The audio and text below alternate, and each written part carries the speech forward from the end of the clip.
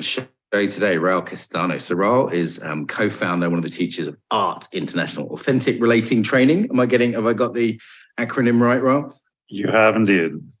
I've done a little bit of it, hear very good things from students, and I know you're one of the top people involved in this world, so welcome. Thank you. Pleasure to be here. How did you get interested in authentic relating? Like, talking about feelings and connecting and all that girly stuff. Like, how did that happen? Yeah, I mean, honestly, out of the necessity of my own life, it wasn't that I ever set out to specifically explore this or learn about it or teach it. I was really suffering and struggling in my relationships, my marriage primarily.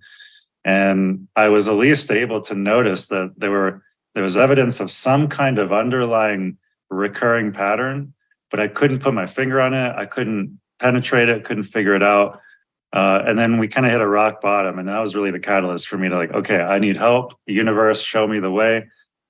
Sought out any teachers, retreats, modalities that I could possibly find. Did everything I could. This is like the very first step I'd ever taken in any kind of deeper introspective work or therapy or anything in my entire life. And it was in the midst of that I was invited to my first authentic relating / circling immersion weekend in Boulder. That was 10 years ago. And out of everything I had tried and experienced, the moment that I sat down in that first circle, the experience that I had of being fully welcomed and worthy of people's attention and curiosity was a brand new experience for me. I'd never felt anything like that before, in that even in just that moment, something healed, something opened. I had access to a deeper level of vulnerability that I never had access to before.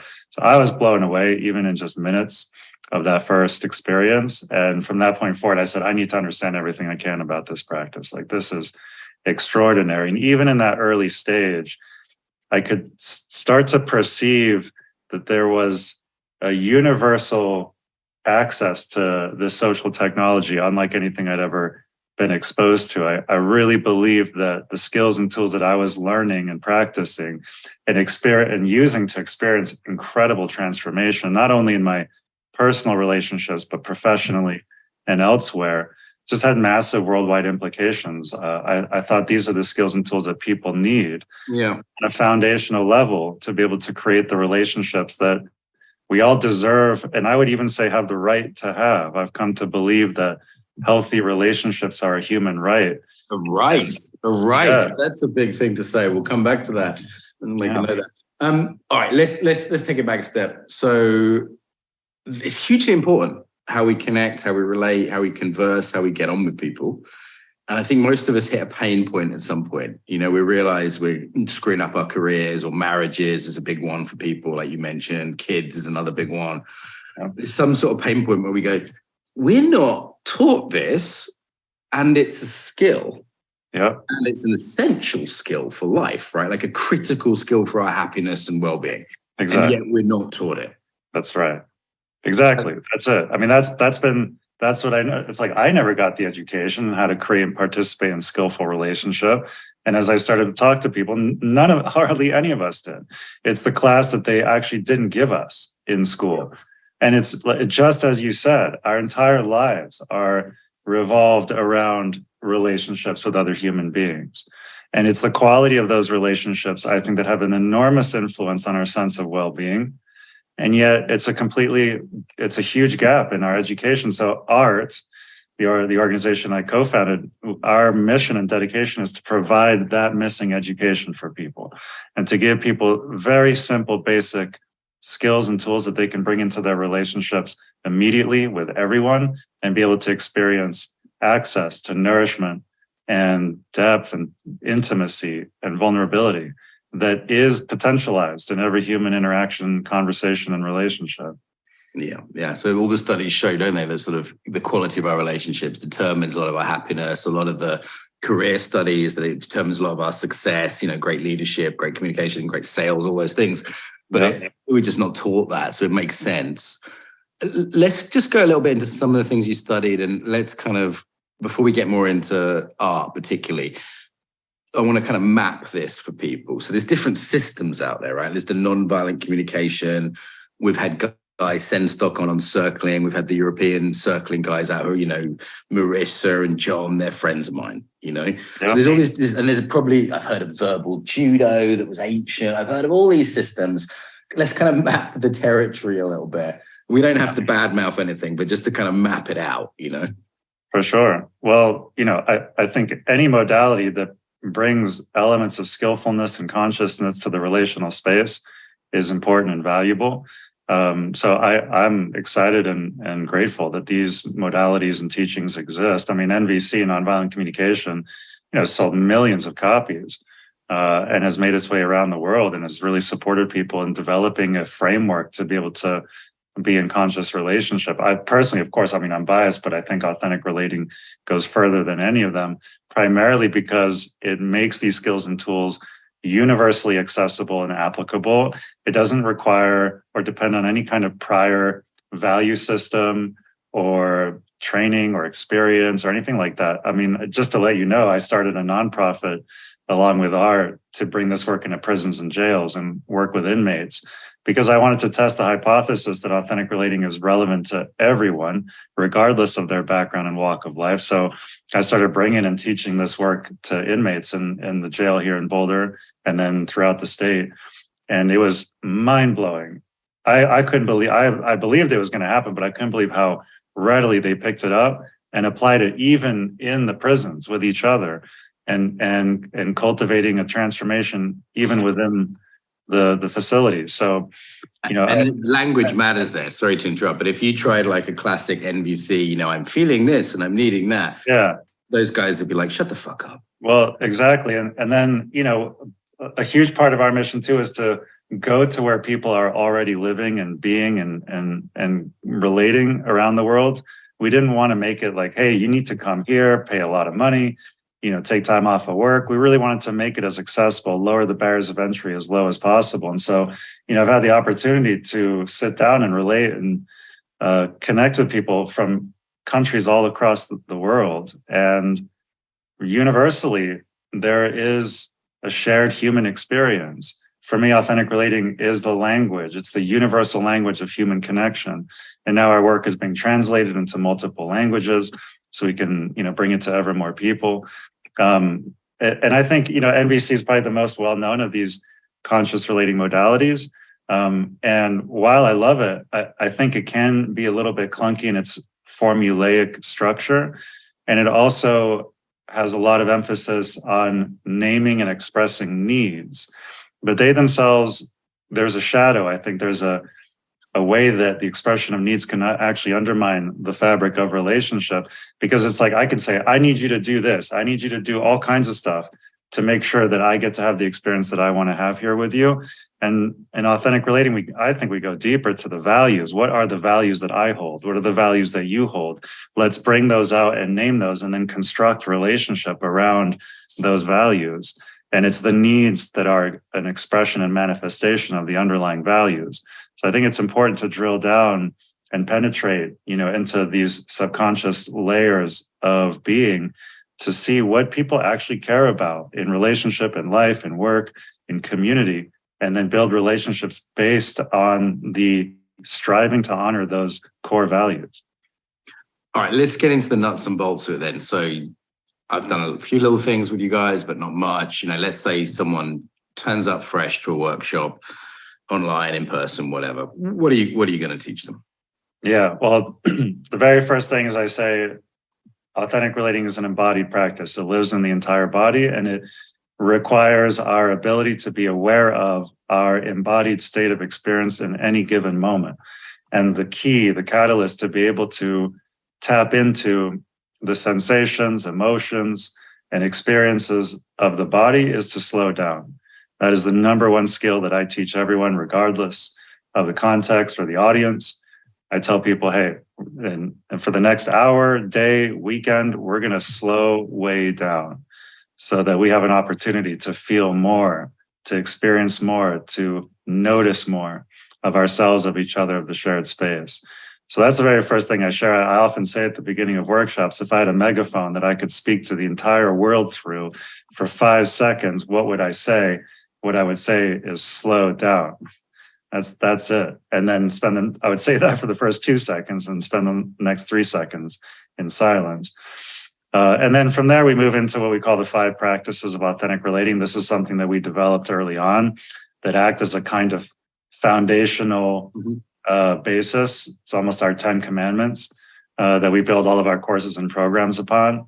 And so the 5 practices really are a way to, create and build a context, an explicit context for the work that we do. And I can run through those if you like, and just give. Just give us the overview, and then we might drill down into some. Yeah, sure. Yeah. So, and again, these 5 practices, they came from living this work in the world with people in all different kinds of social contexts. So it really was as if the practice spoke to us through our interactions and embodiment of the work in the world. So the first is welcome everything.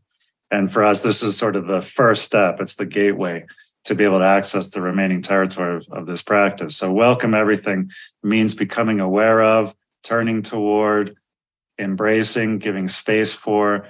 It's recognizing where it is that we suppress, avoid, fragment aspects of ourselves or our experience off from us. It's a recognition how we don't acknowledge aspects of ourselves, of each other, of the world, of relationship, and how those splits and fragmentation undermine and sabotage the very objectives we're trying to reach in relationship.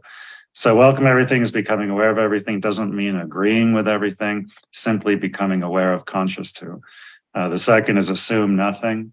And this is the invitation to check our assumptions. Assumptions distort the channel of connection between people. There are relationships that have gone on for decades with built-in assumptions that have never been revealed or checked out. So assume nothing is having us first feel and notice the assumptions that we are making about each other, and then to bring them out, to reveal them. Hey, I'm assuming this about you. I've had this assumption about you, and I want to check it out with you. Does it feel accurate or not? And so this is a way to be able to set aside the distortions of relationship and be able to come into more accurate and intimate relationship with people. The third is reveal your experience. And this is really built upon the belief that deep down, basically all of us, most of us, yearn to be seen, loved, welcomed, heard, honored, accepted for who we are. We don't need to be anything or anyone other than who we authentically are. And that should be worthy of acceptance, of love, of welcoming. And yet, even with that longing that lives in many of us, how many of us are actually revealing ourselves? We long to be seen, but are we revealing ourselves so that we give other people the opportunity to see us? And the answer is often not. So reveal your experience is an invitation to create a kind of window or transparency into one's inner world so that people can experience us from the outside as we experience ourselves on the inside. The fourth is own your experience. This is the invitation to take responsibility for the experience I've had in the past, the experience I'm having now, the experience I want to have, and to check where it is that I'm blaming other people or I'm outsourcing the source of my experience to people or to external circumstances. So, and if that's the case, I'm just at the whim of other people's decisions or external circumstances that I can't control, which inherently is disempowering. It's like if I need you to say something or apologize or show up in a certain way or behave in a certain way for me to have the experience of relief or connection or anything, and you never do, well, I'm the one who's paying the price for it.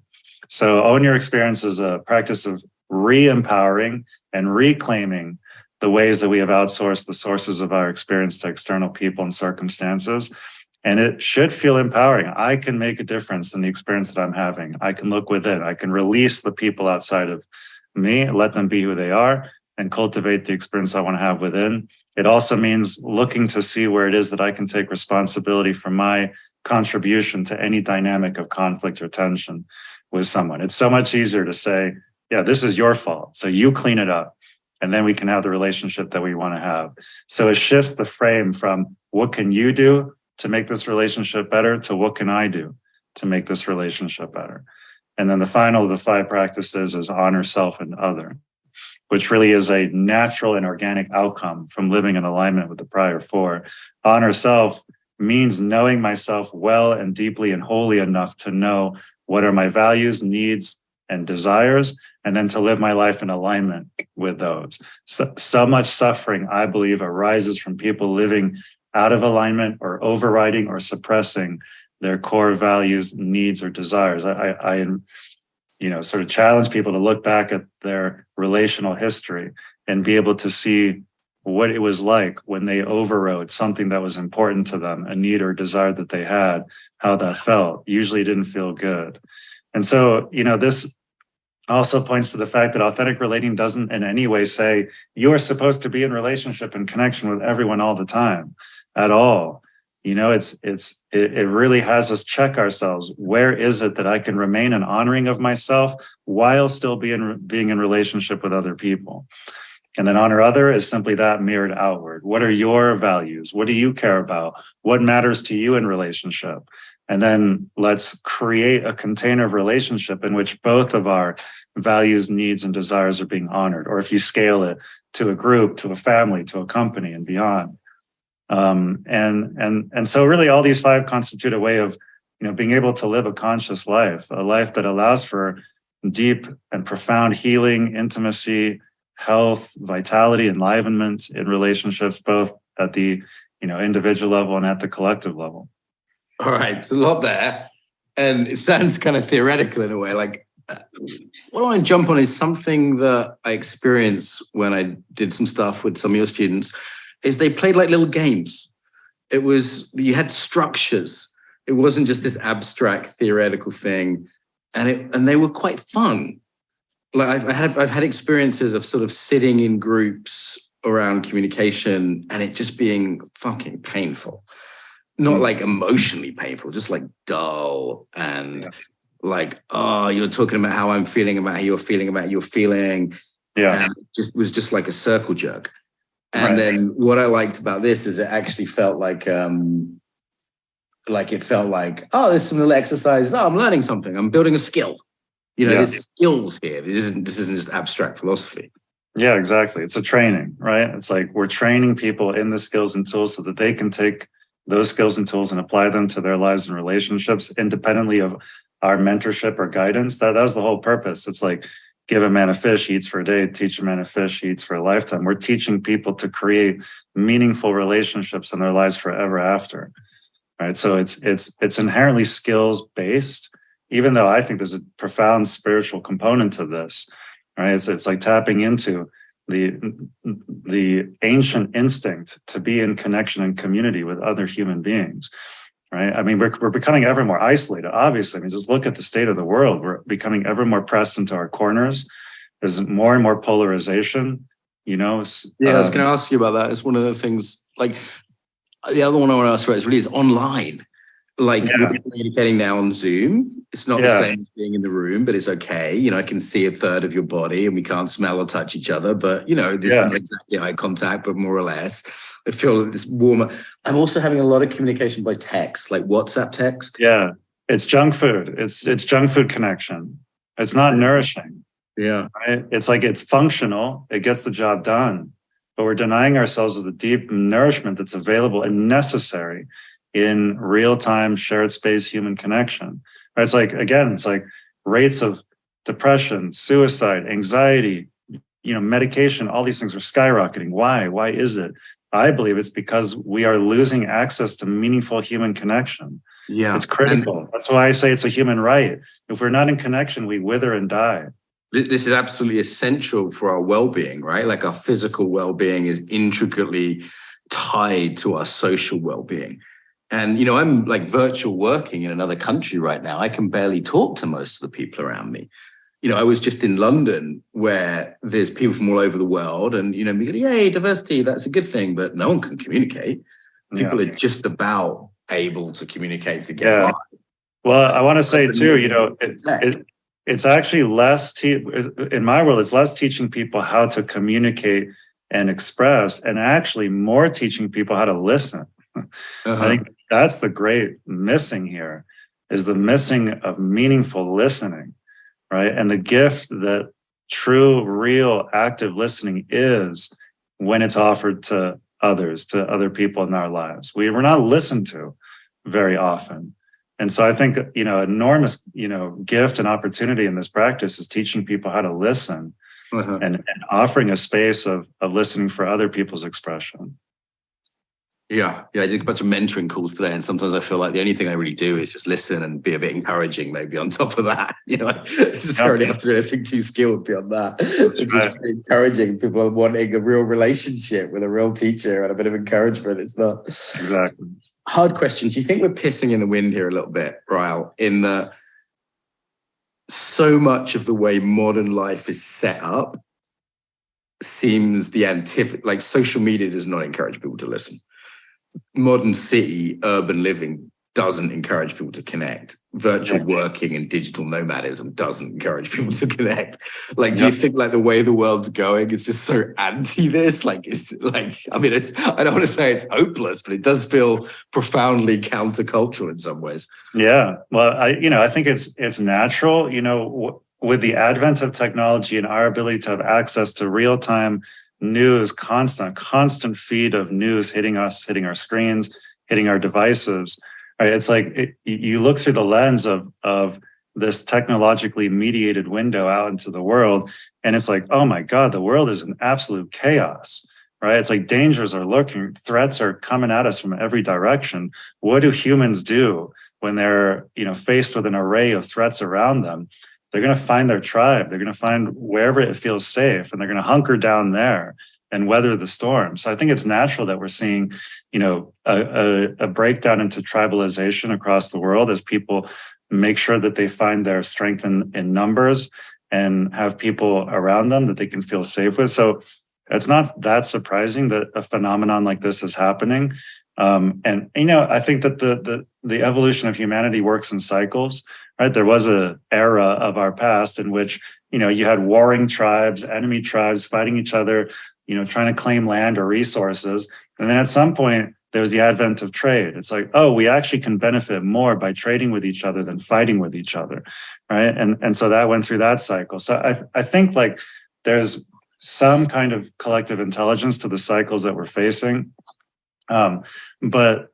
I think there's a growing, for sure, I'm seeing a growing backlash against this kind of junk food style of connection and the ways that we are just closed to listening, fighting to score a point, and really never getting anywhere. It's a permanent stalemate. And so I think there is starting to, become more of an awareness and value for meaningful connection. I love these, like, I remember watching a show where they took people who would otherwise be in massive conflict because of their values. In this one case, they took a newly arrived immigrant to the United States, and then somebody who was like extremely anti-immigration. And they put them together, and all they did was have them eye gaze for 5 minutes. Right. And then 3 minutes into it, the tears are running down both their faces. Yeah.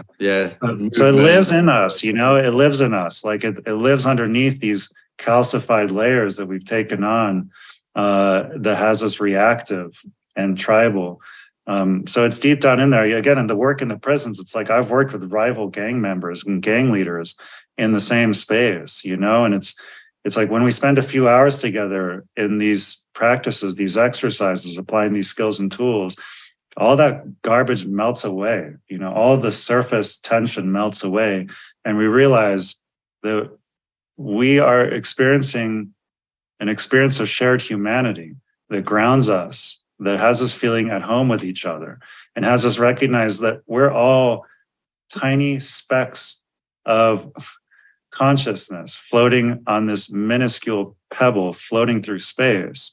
And the shit that we fight about is just such a waste of time. Blue team, red team, right? Bloods and Crips, Democrats, Republicans, blue, red.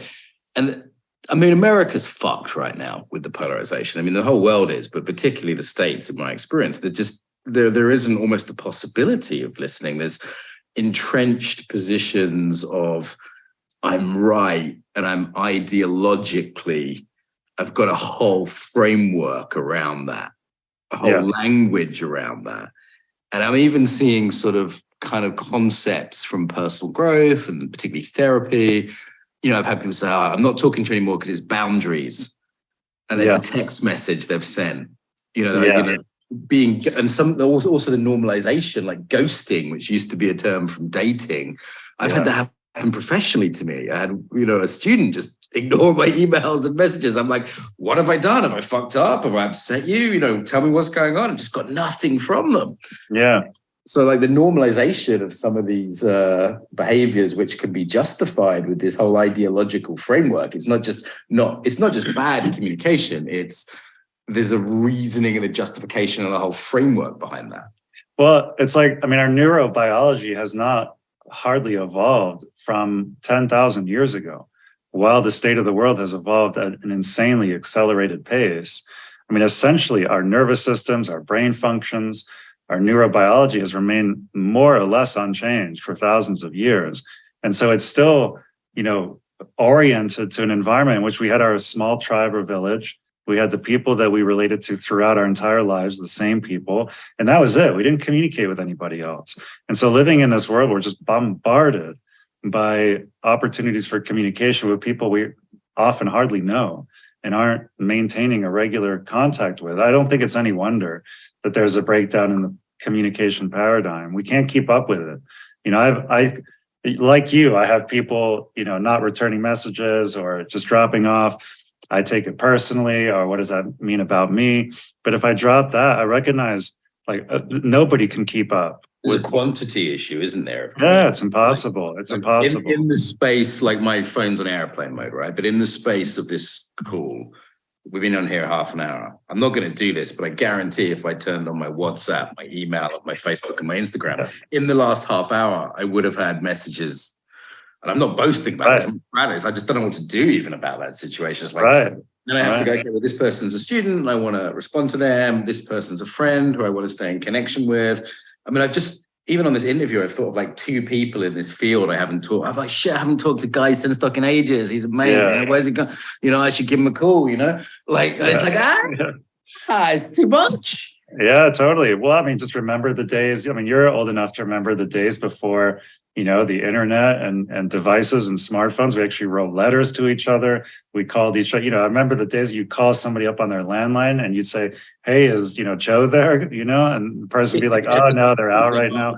Right. It's such a simple time, and the cadence of communication was much slower and much more spacious and less laden with expectations. Right. It's like if I don't get a response from a friend in a day or two, it's like something's going on, and it's just, we just haven't been able to keep up with the rate of accelerated development, that we're seeing in the world. And something really, I think really important is being lost in the cracks.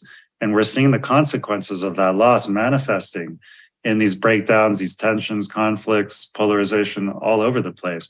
I don't know where it's going. It's a bit unnerving, I would say, to sort of try to read the tea leaves and see where this whole thing is going. I wonder if there needs to be some major breakdown that has us actually, like COVID, I think was an opportunity for us to get to know our neighbors, so to speak, Yeah. And just come back to the local level. And I think that's really important to actually kind of retract from trying to track the entire world and start to cultivate more of a sense of neighborliness and connection with the people that we live with. Well, seeing how well the Ukrainians have bonded with each other and got better at communicating with each other since the start of the war, the only solution I see is an alien invasion. Because that would, that would just create that for the whole planet. You would have to get our shit together. So I'm calling that one in. Yeah, some great reset of some kind, But I think that's it. It's like, I remember, I'm old enough too to remember the 9/11 and World Trade Center bombing or attacks. And, I remember how it was, in the United States and the days, weeks, months after, there's a kind of real bonding. Let's set aside our differences and come together to support and love each other, And so in this face of crises, we remember our deep nature of connection, of bonding with other humans in an experience of shared community. my mom's from Kansas. Half my family's in Kansas, which I don't know if you know, but is in the middle of the country. I'm from a similar area in the UK. It's the Kansas area I'm from. Yeah, exactly. And it's like I grew up in very progressive, liberal environments, in the cities, and I always, falsely judged my own family as being sort of ignorant and backwards and misguided and all these things. But as I got into authentic relating and started spending more time there, I actually realized how much I was missing. And one of the things I was missing was a deep and abiding sense of community that they have there, right? They're actually probably closer to the spirit of this practice than other people who come to our workshops, in the sense that they really care about each other, even intergenerationally. It's like there's a sense of an unchanging, reliable, and consistent value for neighborliness, for community, for caring for each other, looking after each other, rallying around those that are needing support. It's a beautiful thing, and they're really a model for the rest of us in cultivating a sense of meaningful and authentic community among the people that we live with. Yeah, I also can relate to that. I've also seen it in Southern Europe compared to Northern Europe, in terms of connections and the sort of social bonding. And part of me has kind of come to the conclusion that kind of progressive urbanites are just kind of selfish, narcissistic cunts. And I'm not sure there's much hope for us by going on a weekend course to learn about communication. Yeah. Well, yeah. I mean, it's tricky. I mean, we at least want to get the ball rolling, at least like let people know, hey, there is a whole body of practice, of skills, of tools that are available for you to use to experience a deeper sense of connection. And what I really love, like one of the implications of this practice that I really love is the ability to connect with total strangers, just moving through life in a meaningful and sort of present moment way. It's a rehumanization. We can get lost in roles, it's like, oh, here's the person who's scanning my groceries as I check out. Here's the Uber driver. Here's the teacher, the police officer. Well, inside all of those roles and uniforms is a human being that I have something to learn from and something to offer to. There's the piece on roles, right? But then there's also, like, I've noticed this increasing I first noticed it in the States, actually, then it spread to the UK. This is often the case. Another person exists to do something for me. Like the Uber driver just turns up. I don't even see their face sometimes, get in the car, back of the head, Mark, yeah, okay, car goes where. Or the one I used to hear in the States, which spread to the UK, was, can I get this in coffee shops? And there was some sense that the person working in the cafe was just a coffee delivery device, not a human being. Yeah, it's just that spread, that objectification of others. Exactly. Yeah, it's just everyone's become a utility of some kind. I think we're going through a radical dehumanization across the board. I mean, how do you train soldiers to kill people on the other side? You have to dehumanize the enemy. It's the only way that you can get humans to pull the trigger and kill other humans, is to dehumanize them. They're scum, they're rats, they're here to rape your women or whatever. Yeah. And so that's happening everywhere. It's like you can attack somebody that you've dehumanized, right? You've forgotten, oh, there's actually a human in there. Well, in Ukraine, it's orcs. So the Ukrainians call the Russians orcs. So they're literally dehumanizing them. And I've sort of said to my team and friends, I'm like, look, I get it. You're in a lot of pain. Your country's been invaded. Horrible atrocities are happening, mostly from the Russian side. Like, really, there is a difference. It's not 50-50. Yeah. And I've said, if you want to be brave, if you want to try this with me, please don't use orcs as a term, because it is really like and if they do, I kind of, I don't fucking give them a hard time about it. They're going through enough. But I've seen that dehumanization, and I know where that leads. I know where that leads. Definitely. I mean, I remember we were invited to deliver a course to the sex offender unit at a maximum security prison in Colorado. And in prison culture, the sex offenders are the lowest of the lowest of the low, right? Like the untouchable, right? Yeah, you don't look at them, you don't acknowledge them. They're scum, they're just the lowest and worst form of an organism you can imagine. And so, I'm being called in to meet these guys, to spend time with them, to teach them, to, go deep with them. I mean, I have 4 kids myself. It's like, it brings up a lot, to venture into such territory.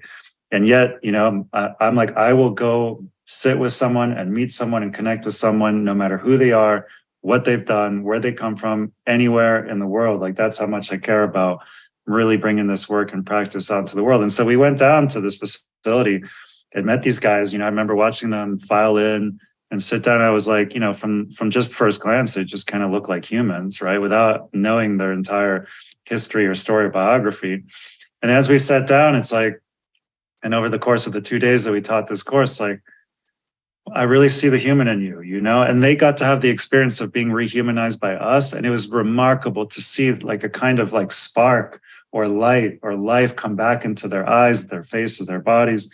And I realized in that moment that it was in basically all of those cases, it was the complete absence of meaningful and nourishing connection from their lives that led them to make these dysfunctional and toxic choices just to try to get connection anywhere they could, as distorted and warped as it was, right? As a deep need and call to experience connection. If they'd had the opportunity to experience and be imprinted with healthy connection from an early age, I'm positive that their lives would have unfolded very differently.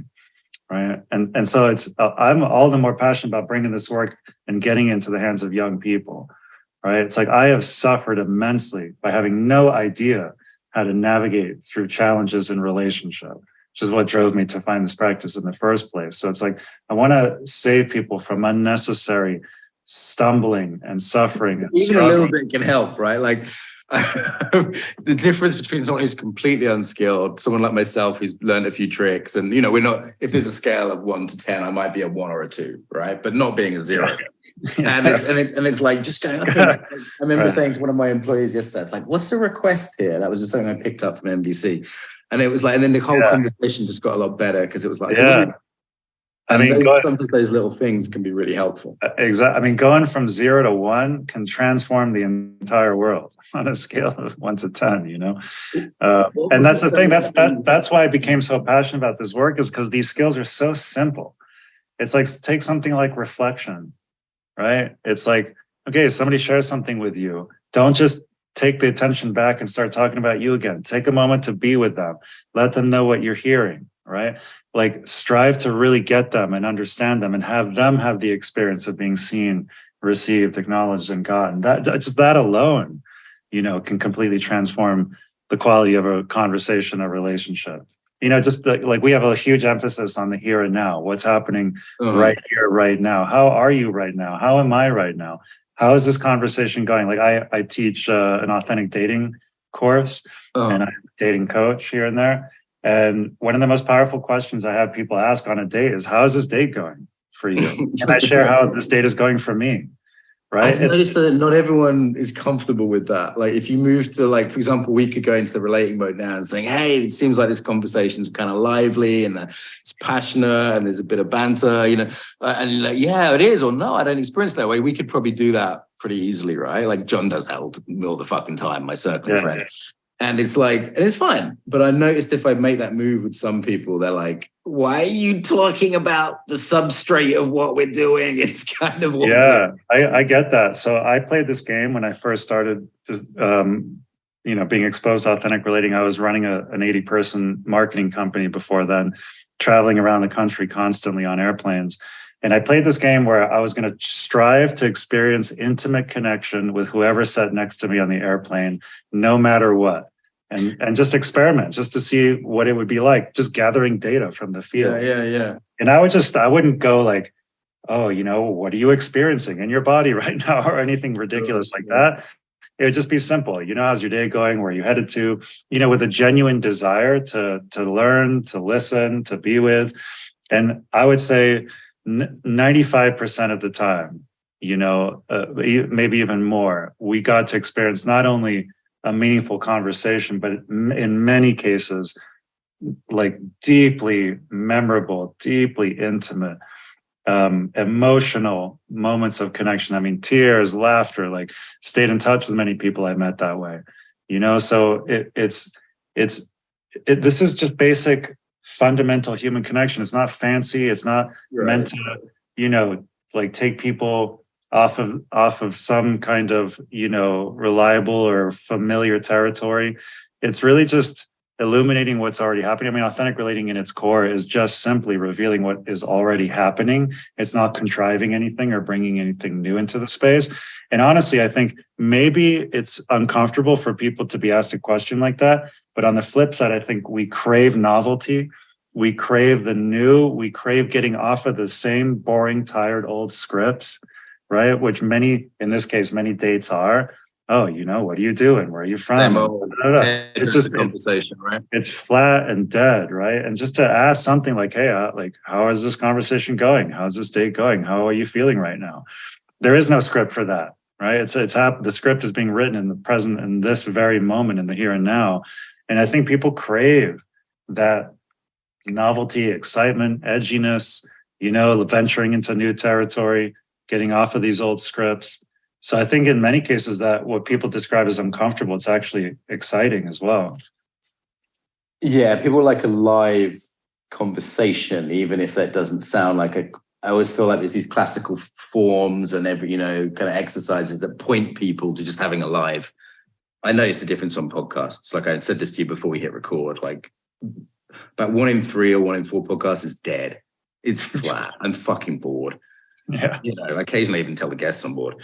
But it's like, but that's awesome to be able to say, I'm feeling bored here with you right now. Like, that's interesting. It's interesting that I feel bored, like that's what I love about this practice, that it includes everything. I feel disconnected from you. Like, that's interesting. That's worthy of curiosity. Let's check that out together.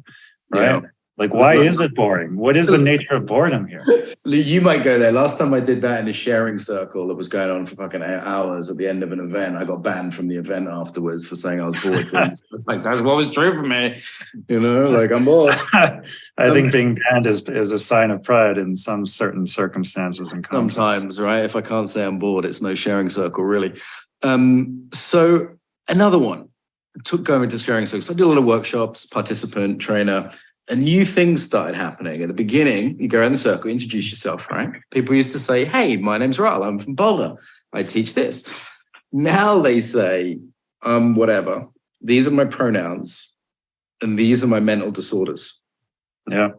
Like my pronouns are and my, I suffer from autism and PTSD and anxiety and I'm neuroatypical. Now, I'm neuroatypical myself. I'm not against this kind of thing. People can call themselves what they want as far as I'm concerned. It doesn't bother me. You want to call yourself Jack or Jill. It's all good with me. Yeah. But something shifted in terms of a sort of this identified thing that seems like a barrier to actual connection. Because it's like you were talking about roles earlier. That's just the Uber driver. It's like, I'm this and you're a white cis male or a member of this oppressed group or... Yeah. That kind of intersectionality to me seems to be quite a barrier to actually authentic. Yeah, but it's for me, it's the surrounding context. It's like, what is the surrounding context around those namings of characteristics or elements of identity? Because I actually want to know what has us be different so that I have a place to explore what I can learn from you about the world, about how you see the world, right? It's like, we're all only looking through the tiniest of slivers into reality, right? It's like, I want to enhance my perception and relationship with reality as broadly and deeply as possible, which means I need to listen to and get curious about people who are different than me.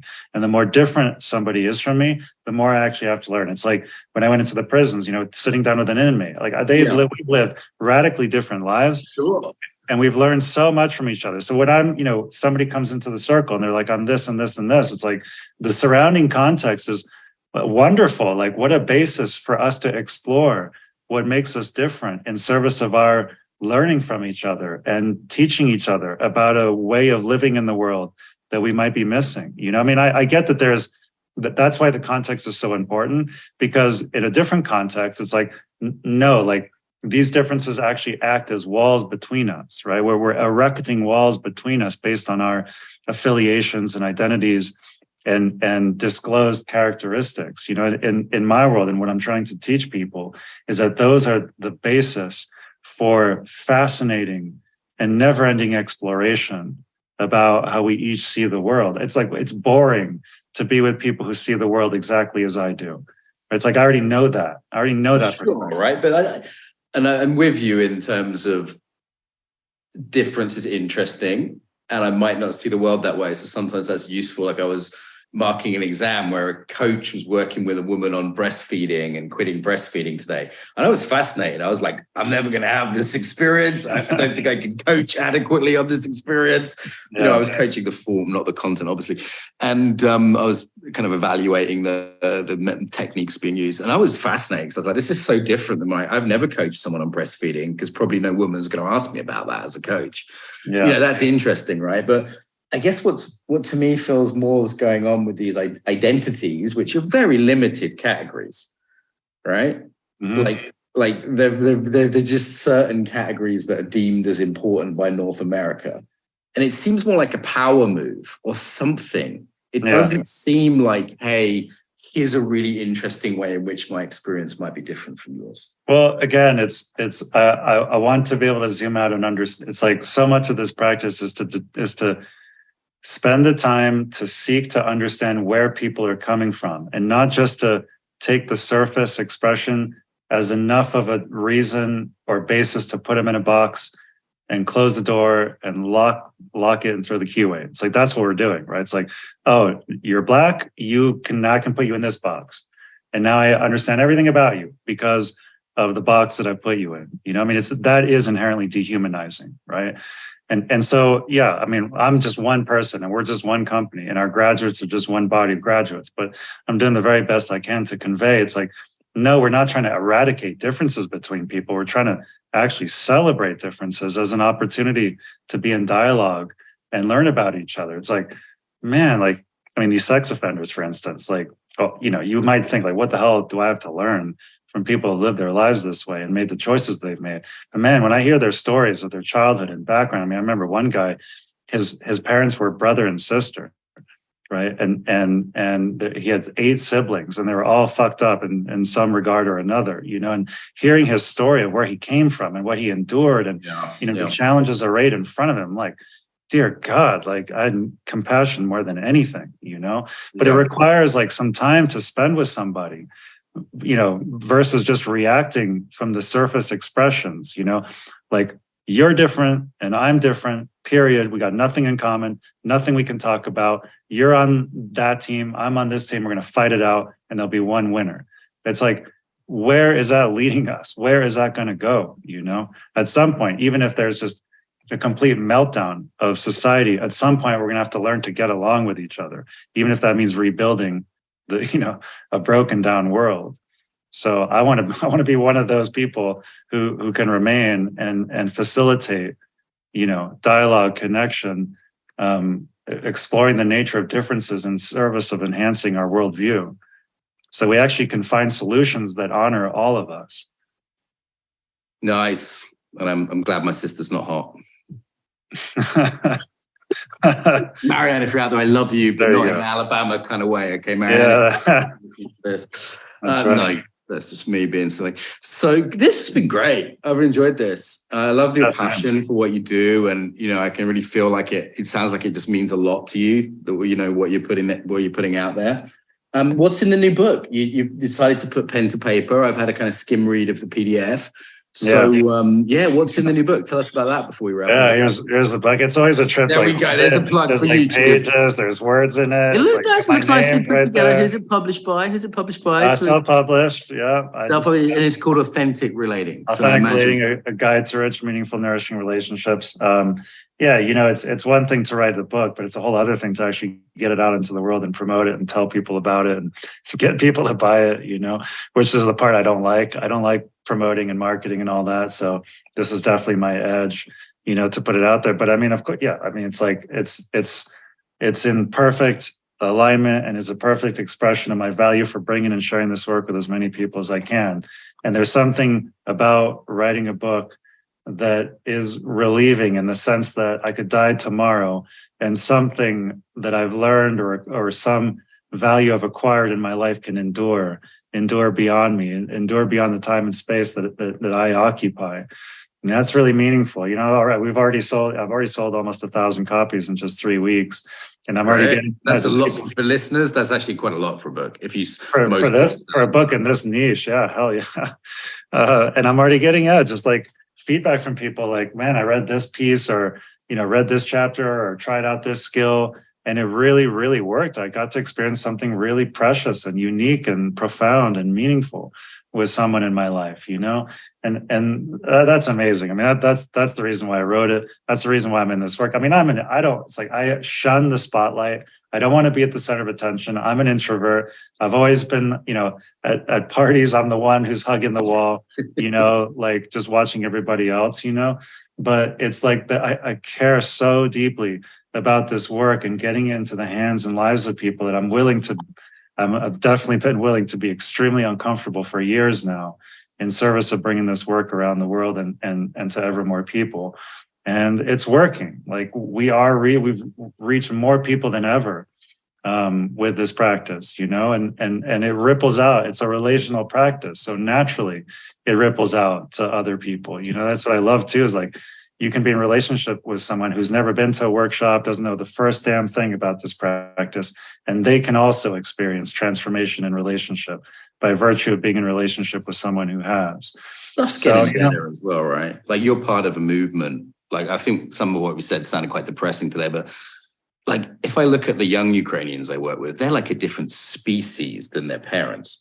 Yeah. Like well, let me tell you, many more skills. Like since the war broke out, we've had untold number, both of Ukrainians and Russians, reach out to us, asking about our work. How can they learn about it? How can they bring it to their communities? I've had an invitation to travel to Ukraine to facilitate connection there, and create a space of listening and receiving and welcoming. So, for me, the implications of this work go all the way to the most intransigent conflicts and tensions you can name. And I really believe it can make a difference there, So I want to get in schools, into government, United Nations style, like wherever it can really have an impact in people communicating and listening effectively to reach a mutual understanding. It's like we don't need to agree, but at least we understand where we're each coming from. And if I spend the time investing into listening, I might learn something about the nature of the world that I was otherwise missing. Boom. In terms of finding you online, it's authentic relating, just .co, right? So not .co.uk for our British listeners, but just .co. Is that right? Yeah. So if you want to find out more about art itself and the courses and programs, that's authenticrelating.co. And then more about me, I do a lot of coaching and working with individuals, couples, and small groups. That's ryelkestano.com. You can read more about the book there as well. Get free sample chapters there on my own website. So that's just my name, ryelkestano.com. And on there, I did some online work with your guys. Shout out to Vix, who I think is a mutual student and friend. Yeah. And she, I think put us together. So shout out to Vix. She's probably in Bali or somewhere nice. Yeah, right now. Yeah, totally. Yeah, she's got a book out, fast rising superstar in the field. So yeah, I like her sessions. If people get a chance to, there she is on your website. There's a lot of good looking people on this website. These workshops.